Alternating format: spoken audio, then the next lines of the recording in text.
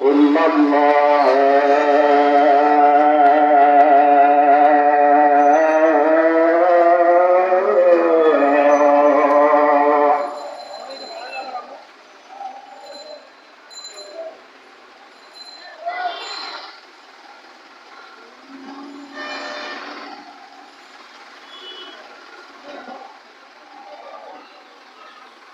আমরা দেখতে পাচ্ছি যারা আসলে দুঃখ থাকে, কষ্ট থাকে, তারা তাদের সেই পরিবার থেকে বিতাড়িত, যারা আত্মীয় স্বজন থেকে বিতাড়িত, যারা দাদার সম্পত্তি যাদের কাকা ফুপুরা খেয়ে ফেলে, আর বাপের সম্পত্তি যাদের ভাই বোনেরা খেয়ে ফেলে, আত্মীয় স্বজন খেয়ে ফেলে, তখন তারা আসলে এরকম মাজারে আশ্রয় তারা থাকার চেষ্টা করে, এখানে এসে কান্নাকাটি করে, কান্নাকাটি করে তাদের সেই দুঃখের কষ্টের কথা বলে। এখানে সেই দুঃখের কষ্টের কথা বলে তারা সেই এই দুঃখের কষ্টের কথা বলার মাধ্যমে তারা তাদের আর্জি পেশ করে আল্লাহর কাছে বিচার চায়।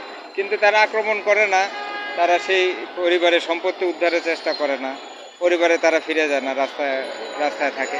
আর মাজারে অনেকে আসলে কিছু নিয়ত করে মানুষ, মানে কিছু কিছু তারা তাদের মানে আর্জি করে, নিয়ত করে, কিছু তারা তাদের মনের আশা প্রাপ্তি চায়, সেইটা পায় বিদায়। এখানে কিছু তারা কিছু কিছু কিছু কিছু লোকে মাজারে কিছু দান করা সদকা কিছু দেয়, ওটা দিয়ে এখানে কিছু সিন্নি পাকানো হয়। সেই সিন্নিটা খেয়ে কিছু কিছু লোক আসলে জীবন ধারণ করে, কারণ সে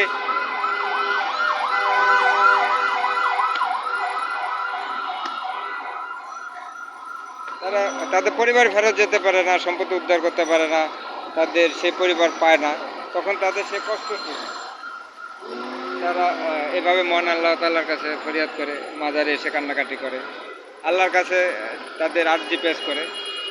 তো এখানে একটা সুবিধা আছে, কারণ আমাদের সেই বারোয়ালিয়া, আমাদের যে আমাদের বাংলা, আমাদের বাংলা ভূমি যেটা, এখানে যে 360 আউলিয়া এসে তারা বিভিন্নভাবে মানুষকে উদ্বুদ্ধ করে, নীতি কথার মাধ্যমে, ভালোবাসার কথার মাধ্যমে তারা মানুষকে ইসলাম শান্তির বার্তা দিয়ে ইসলাম ধর্মে মানুষকে দীক্ষিত করেছে।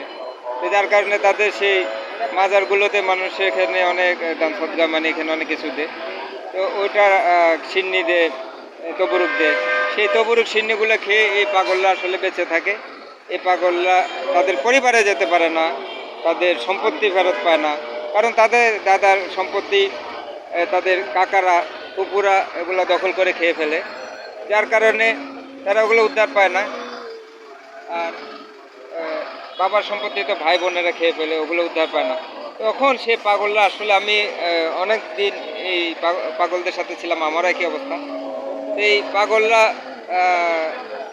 আসলে তাদের সেই ইতিহাসটা এভাবে তারা পরিবার থেকে বিতাড়িত, সমাজ থেকে বিতাড়িত, তাদের যেহেতু হয়ত আছে, তাদের রুটটা যাচ্ছে না, দেহটার মধ্যে রুট আছে, তো তারা কি করবে, বাধ্য হয়ে তারা এই যে মাজারে, মসজিদে এইভাবে কাঙ্গালি বেশে থাকে, কাঙ্গালির মধ্যে থাকে।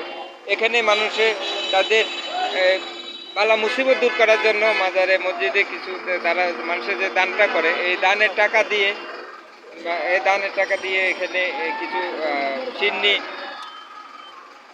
সিন্নি পাকা সিন্নি, কিছু তবরুক থাকে, সেটি খায় তারা তাদের জীবনটা পার করে দেয়। এভাবে তারা তাদের সে অবস্থান থাকে। একসময় আমারও এই অবস্থা ছিল, যাই হোক আমাকে আমি দেখালাম না। এই তাদের জন্য দোয়া করবেন, মাজারে মসজিদে আপনারা আপনাদের সে দান সদকা করবেন। সদকার মাধ্যমে এই যে পরিবার থেকে বিতাড়িত, সমাজ থেকে যারা বিতাড়িত, তারা যাতে কিছু সিন্নি এবং তবরুক খেয়ে তাদের জীবনটা তারা যাতে জীবনটা পরিচালনা করতে পারে, তাদের সেই জীবনটা যাতে তারা